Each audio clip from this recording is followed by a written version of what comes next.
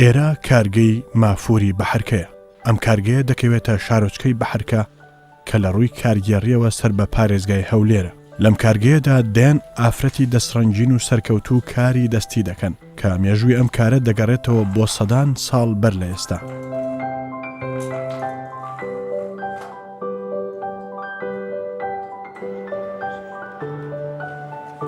ئەم ئافرەتانە زۆربەیان ژنە شەهید و کەسوکاری ئەنفالکراوەکان و خۆیان بوون بە پارێزەری خێزان و مناڵەکانیان و ئەم بەرهەمە گرنگ و پڕبایەخە خۆماڵیە دەپارێزن.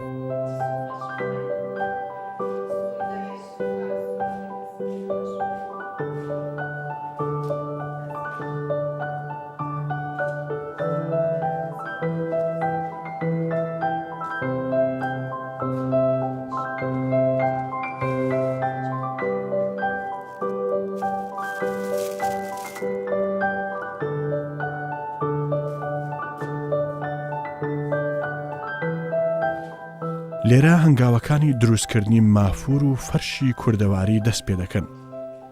سەرەتا ئەوان دەست دەکەن بەهێنانی خوری و داوی پێویست و ڕەنگا و ڕەنگ و کێشان و تەرازوکردنی ئەم دا و خوریانە.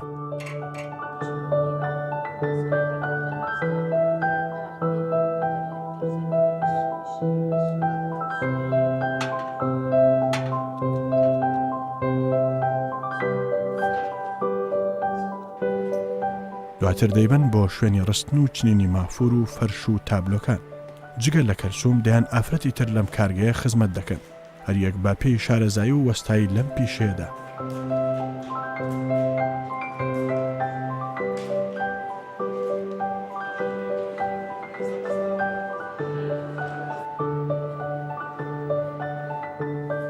پێ ساڵە لەم بنکەیە کاربەندم. 12 ساڵان بووم کە چوومە ئەو بنکەیە کە دەست بەکار بووم. لە پێشەوە دەچی بە تلمیزت بە ناویوەک و تەڵەبێت. ئەوە جاری دوای وردە پلەکانت بەرز دەبێتەوە بە گوێرەی تەمەن و زیرەکیەکەی خۆت. دەبیە ئەوە جاری دەبیە عاملەی حەدەز ئەو دوایە پاش هەندێککە پلت بەرزتر دەبێت دەبیە ئینتاج. وردە لە فێرکەرەکان زیاتر پەرە دەسێنی. ئەمن کە بە 12 ساڵان بوومە لە کۆیە جێنشین بووم. دوای هاتمە مافووری هەولێر لە 96. هەتا ئێستاکەش هەر دەست بەکارم وردە هەر پەرەیساندێ و ئافرەتی دەستڕەنجین بووینەوەی کەمان لەگەر بووە و بەڕاستی شتێکی زۆر خۆشە ئافرەتی کورد ئەو هونەرە جوانانە پێشکەوتوانە ئەزانن کە بە خۆیان بیکەن.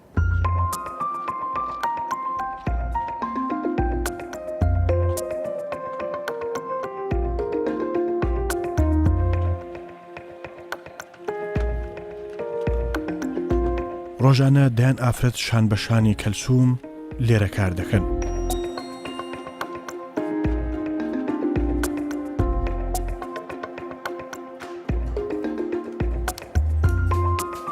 ئەمانە بەشێکیان قوتابی کەلسومن و لە ژێر دەستی ئەودا ڕاهێنانیان پێکراوە و فێری ئەم پیشە گرنگە بوون.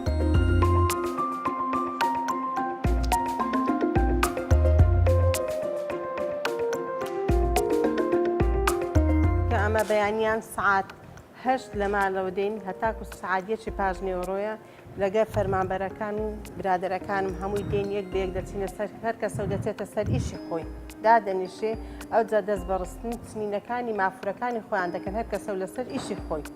ئەوە جاری دێن ئەو مافورە ئەو داوەتە سپیانە دەکەین ڕایەری دەکەین هەتاکو بنەکەی دادەنین.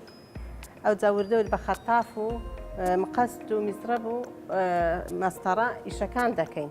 داوی دەینین بە داوەکە ئیش دەکەین و نەخشەکەش دەینین هەر نەخشێکمان بێت هەر نەخشێکیان متاڵب بێ ئەو نەخشەیان بۆ دادەنین. هەموو کەسێک هەر کەسە بە گوێرەی حەزی خۆشێتی بەعزەجا دەرێ ئەوم بۆ دانێ بۆی دادەنین. جا نەخشەکە دەکات و هەتا وردە ئیشی لێ دەکەین و ڕۆژانە ئیشەکەی دەکەین کوتین و دەکەین بڕین دەکەین نەخش دادەنین. لەسەر ئەوانە هەمووی هاوکاریەک دەکەین و ئیشەکە دەکەین. ئیدیەرەکە و بە شێوازێک کار دەکا. ئەم کارش لە ڕێگەی هەرەوەزی بەڕێوە دەچێت بێ دواکەوتن و وەستان. یەکێک لە خەسڵەت و زەحمەتی ئەم کار و پیشەیە ئەوەیە پێویستی بەدایان ڕۆژە تا بەرهەمێک تەواو دەکەن. هەموو هەنگاوێک بۆ دروستکردنی ئەم بەرهەمانە لە ڕێگەی کاری دەستیەوە دەبێت. ئەویش وردی و ئارامی زۆری دەوێت تا دەگەنە ئەنجام.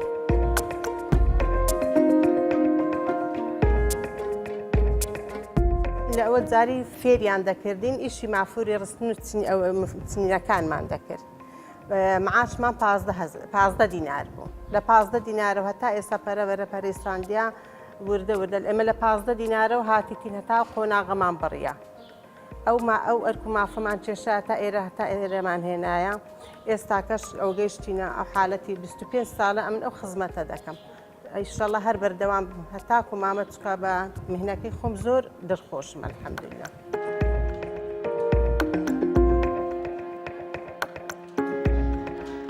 کەلسوم لە ماوەی ئەو 25 ساڵەدا وەک ماڵی خۆی گرنگی داوە بەو کارگەیە و بە هەموو بربەست و سەختی و کەم و کوڕەکانیەوە بەردەوامن لە خزمەت و خۆی و هاوکارەکانی نەیان هێشتووە ئەم کارگەیە لە بەرهەمهێنان بوەستێت و لە کار بکەوێت.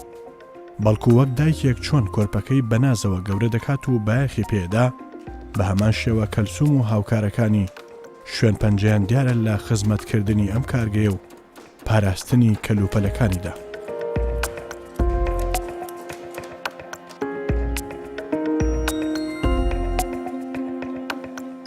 کە دەرەی تابلۆ، دەرەی لاچێژ، دەرەی سێبەچار ئەو هەرێکی نوع نەخشێکی خۆی هەیە. ئێستا تابلۆ ڕسمی ئافرەتێکە دروستی دەکەی وەنیا یان عەلەمێکە دەیهێنی عەلەم دروست دەکەی یان کەوێکە یان مەنزەڕێکیکێ ئەو نوع شتانەیە هەرێکی بە نەوعێکە لەوەیان بەسمەکان. نەخشەکە بەسمەی پێدەرن دەیهێنن هەر کەس و ئارەزووی لێ شتێکەیە ئەو ڕسمانە ئێمە بخۆمان داینانین برێ لە گوێرەی دەمی کڕیارەکانەوە دایدەنین بەس لاچێژ و سێبەچاری ئێرانیەکان ئێمە ئەوە ڕەغبەتی خۆمانە دەیکەن دەرێن ڕەغبەتی هەیە بۆمان دروستکەن ئێمەش دروستی دەکەن دەینێردە دەرەوەی پێشەنگا و معرەزەکان لێوە دەیفرۆشن لێوێ داواکاریە.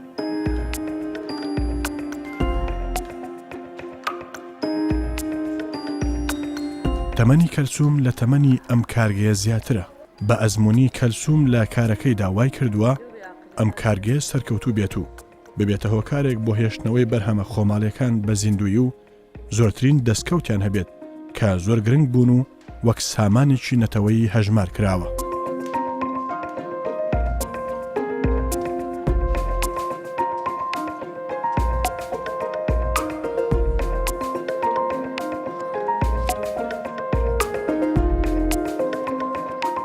تابلۆ دروستکردن نەخشێکە کە بۆ خۆت تەرکیز دەکەی حەز دەکەی ڕسمێکی خۆت بێنی کە برێ ئەو ڕسمە بۆ دروست دەکەم. ڕسمەکە بە نەخش برێ تەرکیزێکی زۆری دەوێت لە بەرەوەی نەخشە هەتا بۆ دروست دەکرێت و ڕەسامێک وایە. ڕەسام کو نەخش ڕەسام بکەی ئەوها دروست دەبێت. تقریبا یە ساڵە 2000 مە دەرسشولێکیری من كيما في البحر لقال كالسوم خان شولا ما زور شولا كاباشا كالسوم خان زور يا دل سوزا بو شوله مجبر هم يخل إيران ما دست بكري ليرة ما تقريبا نشا چند نفر كما يداي پیشان 120 نفر بوينا ليرة بس استا كيم بوينا تقريبا بوينا 6 نفر إيشا خود كان ساعت 8 ونيف بديتين حتى مثلا 1 ونيف بشتيني برو بردوام الإيشا خود دل سوزن إيشا كزورا باشو تمیز کرد. سال 2002 بودم لیره مشغول کردم هاتون وکه شروع ما فکر کردن و بندر بفروشین و مزدور پیدا باشه شولا.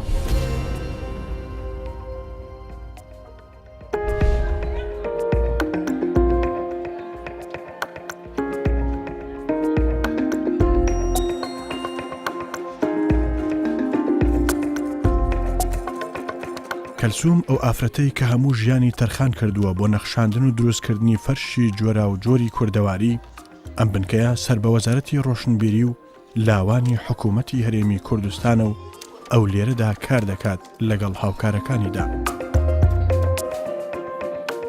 کە دوازدەستانان بووم کە چین ئیشمان دەکردوم دەزانی هەر ئیشیش ناکەین لەبەرەوەی بەتاقەت و گەنجتر بوون خۆش بوو. تقريبا 200 نفرێک دەبوون 200 کەسێک دەبوون ئەوجا وردە وردە هەر لە گچکەوە پێدا دەهاتە تا گەورە لە گچکەوە کوتەڵە بۆ مامۆستا و مدیر دەبێ ئێمەش ئەو هابووین تلمیزە بووین حەدەز بووین ئینتاج بووین مراقیب بووین وردە وردە ئیشمان دەکرد ئێمە ئەوە جاری چین بەردەست بووین دوای وردە بەردەستمان هاتە بندەست بۆ خۆمان وردە پلەکەت بەرزە بێت ئەو بە گوێرەی شەهادە و ئەوە نییە بە گوێرەی زیرەکی و مهنەی خۆتەکە پلەت بەرزە بێت و ئەوە بێت ئیشەکە مهنەکەت زیاتر لێ بزانی ئەوە حوافزت دەدرایە مکافعەت دەدرا و شتانە بە زیرەکی خۆت دەدرایە و نەبوو هەمووی هەیر بیدرێتێ بەس هەندێک ئەوانی زیرە بوون لێ هاتوو بوون هەدیەمان دەدرا و ئینتاجمان هەبوو حوافزیان دەداینێ ماگانە.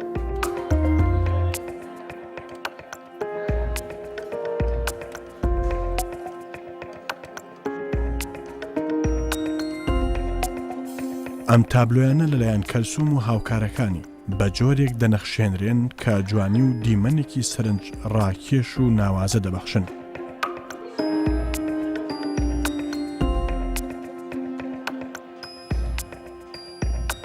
بەڕاستی ئافرەتی ئێمە زۆر گرینگە زۆر درسۆزن زۆر بە هەست چالاکن کە لە سەپەی خۆیان ڕادەوەستن ئەو بەرهەمانە دروست دەکەن و یارمەتی خۆیان دەدەن و مار و منداریان دەدەن بە خۆیان پێشکەوتوو دەبن خۆش ئافرەتیشان بە شانی زێلام بۆ خۆی ئیش بکە و چاو لە دەستان دەبێت.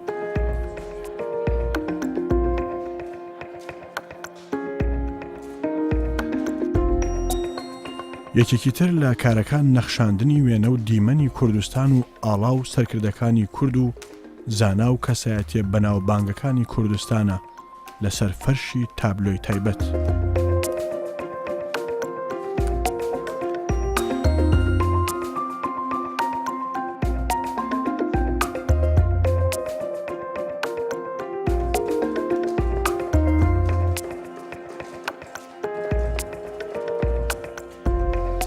ئەو کارانێک کە من کردومە ئەوە جاری کرێکار بوونە هاتینە بەردەست دوای وردە پلەمان بەرز بەوە بە دوو قۆناغ سەر کەوتوین ئیشەکانمان دەکرد ئەوە جاری ئێمە خۆی کە فێریان دەکردین بەڵام ئێستا ئێمە فێرکەری ئەوانی کەینە ئەتوانین فێریان کەین چ نەخشێک بوێت مافورێکیان بوێ یارمەتیان دەدەین هەتا ئەوانش بەو قۆناغە دەکەن و ئافرەتێکی سەرکەوتوو پلە بەرزیان لێ دەردەچێت ئینشاءڵڵا.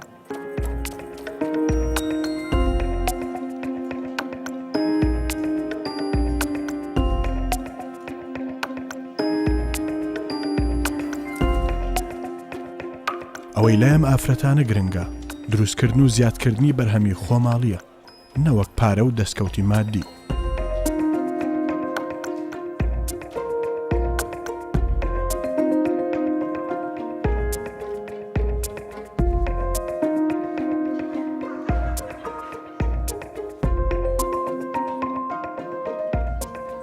ئەو موادانە ئێمە لە ئێرانەوە بۆمان دێت هی ئەوانەی ئێرانیە بازەچیش عێراقیە بۆمان دێت لە مەخزن و لە دایرەکانی کەەوە بۆمان دێت ئێمەش دروستی دەکەین و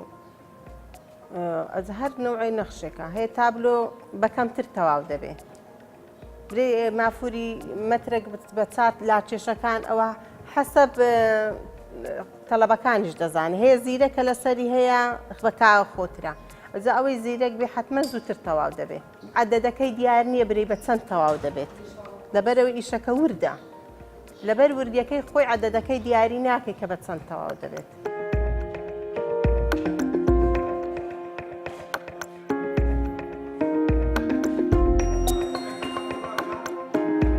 ئەو ئافرەتانە دوو ئەرک ڕادەپەڕێنن لەلایەک خزمەتکردنی خێزان و ماڵ و منداڵیان کە ئەرکی ئەوانیان لەسەر شانە لەلایەکی تر بەرهەمهێنانی ئەم بەرهەمە خۆماڵیانە و پاراستنی لە ئەگەری لە ناوچوون و خزمەتکردن بەم کارگەیە و بەرهەمە کوردەواریەکان.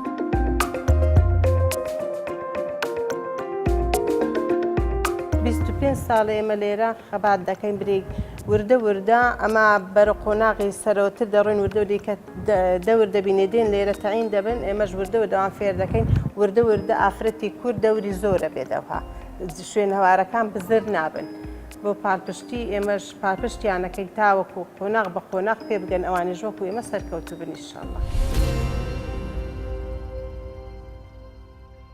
ئەو کارمەندانەی ئێمە بەڕاستی زۆر کارامە و ڕێک و پێکن و لە ئیشەکانی خۆشیان زۆر شارەزان و کەلسومخانیش هەروەها لە سەرەتای دروستبوونی بنکەکەمان لەگەر ئێمە بۆ ماندبوونەکی زۆری لەگەر ئێمە چەشتووە تا ئێستا و و هەموو کارمەندانیشمان بەس بەڕاستی وەکو پێویست ئێمە وەکو پێویست ئاوەڕمان لێ نەدراوەتەوە گرنگی بە بنکەی مافور نەدراوە بەڵێ لەلایەن حکوومەتەوە گرنگی بە بنکەی مافور نەدراوە و هیچیشی بۆ نەکراوە تا ئێستا بەس ئێمە لە کارەکانی خۆشمان بەردەوام بووینە و دروستکردنی مافور و تابلۆ و هەموو شتەکان درێغیمان نەکردو بەردەوامیش بووینە سەرەڕای ئەو هەموو قەیرانانەش دا و شتمانی زۆر پێویستە سۆف و دا و ئەو کەرستانێکەوە بۆ دروستکردنی مافور زۆرمان ئێستا کە نەخستان و نەماوە بەڕاستی بەس لەبەر ئەو قەیرانی دارایی شتەکانمان بۆ نەکراوە ئەو فەرمانبەرانە بە سێ مەرحەلە تێدەپەڕین مەرحەلە کە قوتابی بوون پێیان دەگوتن قوتابی ئەو کەسانە بوون کە تەمەنیان لە خوار 15 ساڵیەوە بوو یعنی مەرحەلەی دووەم حەدەس نەوجەوان ئەو کەسانە بوون کە تازە دەگەیشتنە تەمەنی 18 ساڵی ئەوانەی دیکە کە کرێکاری بەرهەم بوون لە 18 ساڵ بەرەو سەرەوەتر بوون کەلسوم خان کەلسومشی ڕۆستەم یەک لەو کچانە بوو کە ئەو کاتە لای من تلمیزە بوو کە سەرەتاواتە یارمەتی دەری ئەو کرێکاری بەرهەم بوو بەڕاستی تا برێ کسێکی من بوو من هەر بە عایلە هەموو فەرمانبەرانی کەیلان بوون دەمناسین کسێکی زۆر مند و کسێکی زۆر ئیشکەر و دیار بوو لە دەست و پەنجەڕەنجینەکانی کە دوا ڕۆژێکی زۆر ڕووناچی دەبی لەو بوارە لەو کاتەوە کە ئەمن ناسیتم بەردەوام بوو هەتا وای لێ هات کە کرێکارێکی زۆر شارەزا و گەیشتە مەرحەلەی حەدەس و گەیشتە مەرحەلەی کرێکاری بەرهەم دەستێکی زۆر ڕەنجینی هەبوو کەسێکی زۆر ماد بوو کەسێکی زۆر ئیشکەر بوو زۆر گرنگی بەکار و بەرهەمی خۆی دەدا.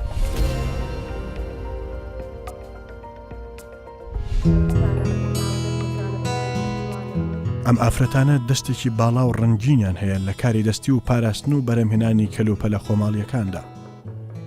ئەوانە بوونەتە سەرباز بۆ بەرگریکردن و ڕێگریکردن لا لە ناوچوونی ئەم بەرهەمە خۆماڵی و کەلتوریانە کە ناسنامەی نەتەوەی کوردن.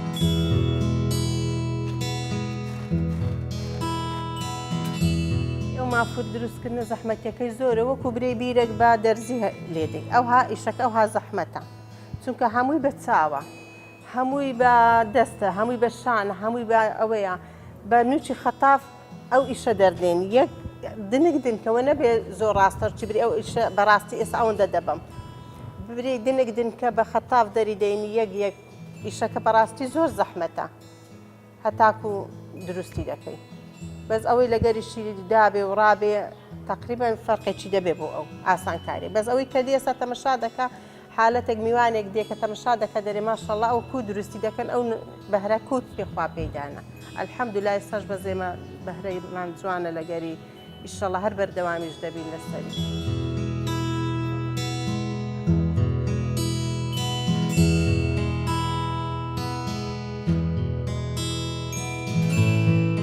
دوای چەندین کاتژمێر کارکردن و بڕینی چەندین هەنگاو و قۆناغی کارکردن ئەم بەرهەمە تەواو دەبێت و بەرهەمی ماندوێتیان دەبن بۆ مۆزەخانە و پێشانگان نێودەوڵەتیەکان بۆ ناساندنی کەلتور و کەلەپوری کوردەواری کورد و کوردستان بە جیهان.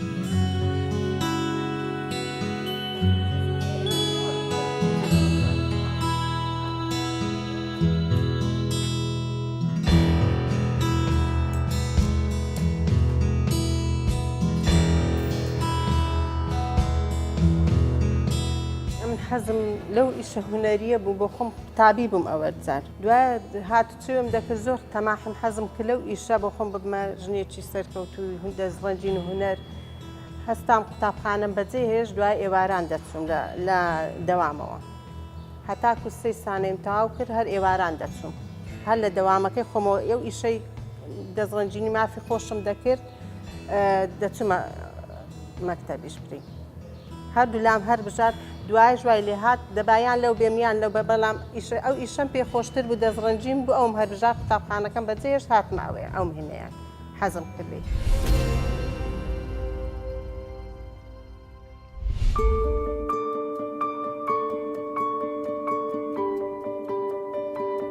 ئەم تابلۆیانە زۆر جار دەکرێن بە سمبوڵی نەتەوەی کورد لە بواری کەلتوری بەسەرکردە و ڕێکخراوە نێودوڵەتیەکان کە لە بۆنە تایبەتیەکاندا دەبەخشرێن.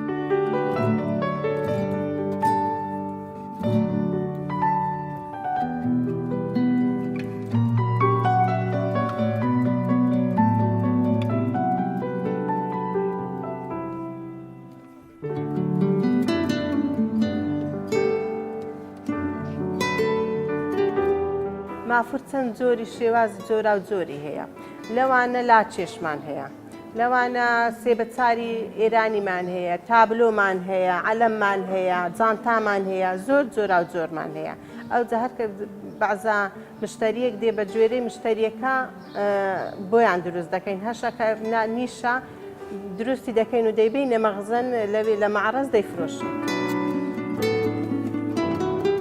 گرنگی ئەم کارەوای کردووە دەنگدانەوە و ڕنگدانەوەی زۆر دروست بکات لە کاتی نمایشکردن لە پێشانگاکانی دەرەوە یان لە ناوخۆدا.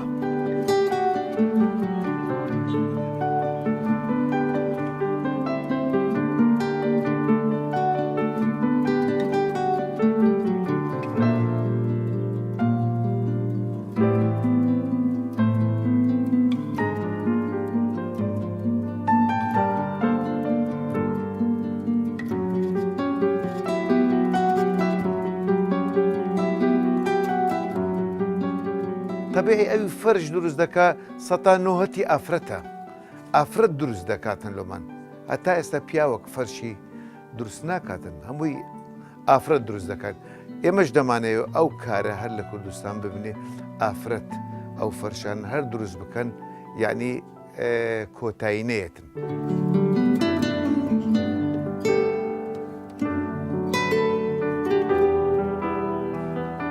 ئەم بەرهەمانە بەشێکیان لە مۆزەخانەی ڕستن و چنینی هەولێر لەسەر قەڵای دیرینی هەولێر نمایش کراون وەک کەلتور و کەلەپوری کوردەواری دانراوە بۆ ناساندنی کەلتوری نەتەوەی کورد بە جیهان. ئێستا کاری دەستی زۆر کەم بووتەوە چەند کارگەیەکەیە بە ئەرکەیە و کەس نەزانوانم هەیە بە شتەکان زۆر وەکوەوە نییە ینی مەسەڵەن وەکو وڵاتەکانی کە وەکو ئێران تەمەشا دەکەی حکومەت زۆر گرنگی پێدەدا و دروست دەکرێتەوە بەردەوام بۆ ڕەوانی دەرەوە دەکرێتەوە لێرە بۆ پێداویستی ژیانی خۆشمان یعنی کە شتانە خەڵک ناشکرێت یعنی ئێستا خەڵک و چ دروستی دەکەن کەسنی لێشیان بکرێتن ئەزە دەبی گرنگی پێ بدە ئامانجمە لێرەی هەم خەڵک بێتە مەشاب کە سەردام کە زیاتر گرنگی بە کەلتوری خۆی بدەکە پێشان باو باپیران کوژایەک و ژیانی خۆیان پێداویستی ژیانی خۆشتانیان دروست کردیە لێرە پێشتر هەر عشیرەتێک لە عشیرەتێک لە ڕنگ و لە نەخشی جیاوازیە بوو یعنی هەموو ناوەکان نەخشەکانی ژناویان هەبوو ئەو ژنانەی دروستیان دەکرد پێشتر وەکو خەریتە بۆیان نەکراوە هەر لە مێشتی خۆیان ئەو ڕنگ و تەنسی خۆوانیان هەموو دروست دەکرد و هەموو زۆر زیرەک و لێ هاتوو بوون لە ئیشەکانیان پەیامی من وەڵی خەڵکەکە بەشێککە تایم بکبێنە ئەو نەوە دایرە ئەو دایرە و بێوانیش ئیشەکەەوە چی ئێمە لەنا ئەو دایرە بکەن و پشتگوێ نەخرێن و خەڵک دابمەزرێ چاتر بەرەو پێشە بڕوا لەبەرەوەی ئێمە قۆناغ بەرەو تەمەندترە ڕووین ئێمە لەوانەیە تۆزێک نزمتر بین لە ئیشەکە چاومان کەستر بووە پشتمان زیاتر دێش بەڵام ئەو چینێک دابمەزرێ ئیشێکی زۆر چاکە گەنجترن و بەتەوترن ئیشەکە جوانتر ڕادەپەڕێ و ئیش دەکرێت. بەڕاستی کاری مافور کارێکی زۆر زۆر ئەستەمە چەندی باسی بکەی هەر بەڕات تەواو نابی ینی هەڵکەندنی بیرە بە شوژن بە دەرزی یعنی شتێکی وە بەڕاستی گرانە مافورێک کە 6 مەتر بی 2 فی 3 6 مەتر ئەتو بتوانی بە 8 مانگ تەواوی بکەی کاتەکارێکی زۆر زۆر ئەستەمە. مافورەکە ئەمن ئەوەندەی لە ژیانی خۆم کە لە ساڵی هەشتاویەکەوە لەو بوارە ئیش دەکەم زۆر شوێن گەڕام زۆر هەتا چوومە ئیسپانیا لە تۆتۆلیسکیا ماوەی مانگێک لەوێ بووم دەورەمان هەبوو هەتا بڕوانامەی ڕێزێنانمان پێبەخشرا شێوەی دروستکردنی مافورەکانی ئێمە لەگەر شێوەی زۆر وڵاتانی تر جیایە شێوەی دروستکردنی ئەو مافورانی ئێمە تابیعێکی تایبەت بە کوردی بە کوردستانی پێوە دیارە. ئەمە خەڵاتی سەربازی وونە لە کەناڵی کوردستان 24ەوە بۆ خات و کەس و مشیر ڕۆستەم بوو هاوکارەکانی کە ساڵانێکی زۆر لە تەمەنی خۆی برەودان بە کەلتوری نەتەوایەتی و ناسنامەی نەتەوایەتی گەلی کوردمان لە بواری مافور کاری کردو و خزمەتی کردووە بۆیە جێگای تەقدیر و ڕێزە کە ئەم خەڵاتە لەلایەن کوردستان بیستوارەوە پێشکەشی بە ڕێزیان بکرێت.